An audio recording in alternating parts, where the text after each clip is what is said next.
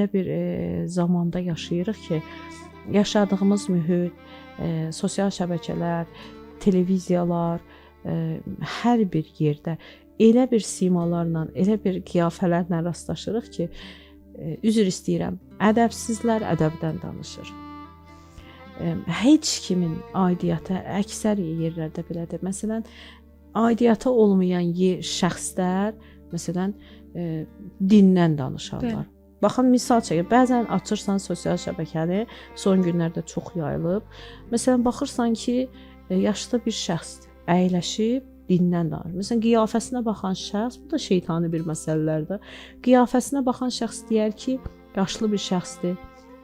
Yəqin ki, düz danışar. Çünki axı etiqadımız budur ki, böyüklər düzünü bilər, yaxşı danışır. Amma baxırsan ki, qətiyyətli şəkildə İslamın əleyhinə danışır. Deyir, cənnət, cəhənnəm yoxdur, hər bir şey bu dünyadadır, ibadət vacib deyil, hər bir şey. Və maraqlısı budur ki, mən həmişə deyirəm, kütbeyin kütlə, yəni o sürü psixologiyası ilə gedən bəzi şəxslər də bu kimi şeylərə meyl edirlər. Niyə? Çünki insan özünə bəraət qazandırmaq istəyir. Sərf edir. Sərf eləyəni, məsələn, çünki axı əksər şəxslər günah eləyir. Məsələn, çünki insan nəfs deyilən bir şey var da, bizdə bilirsiniz ki, bəli, günaha meyillilik də var, amma insan anlamalıdır ki, nəinki etdiyimə don geydirmək, bəraət qazandırmaq, kiminsə yalandan uydurduğu nələrisə, belə deyək, dinə gətirdiyi bidətlərdən istifadə edərək mən yaşamalıyım, yox. Ən gözəli, ən sadəsi, yəni insanın narahat olub bir çətinlik, bir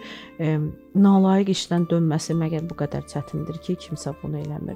Allah Taala buyurur ki, mənim rəhmətim hər şeyi əhatə eləyir, hər şeyə şamildir mənim mərhəmətim. Dediyim kimi, çox təəssüf ki, biz bəzən bunları dərk eləmirik. Əsas belə deyək də, əsas özümüzə o ki, bizə layiqdir, onu həqiqətdə yox, qıraqlarda axtarırıq. O da düşünürəm ki, cahillikdən irəli gəlir, bilməməzlikdən irəli gəlir, yanlış təbliğatlardan irəli gəlir. Əslində bu kimi şeylərdə ən çox ruhanilərin, ilahiyyatçıların üzərinə çox böyük məsuliyyət düşür ki, bu barədə çox danışılmalıdır.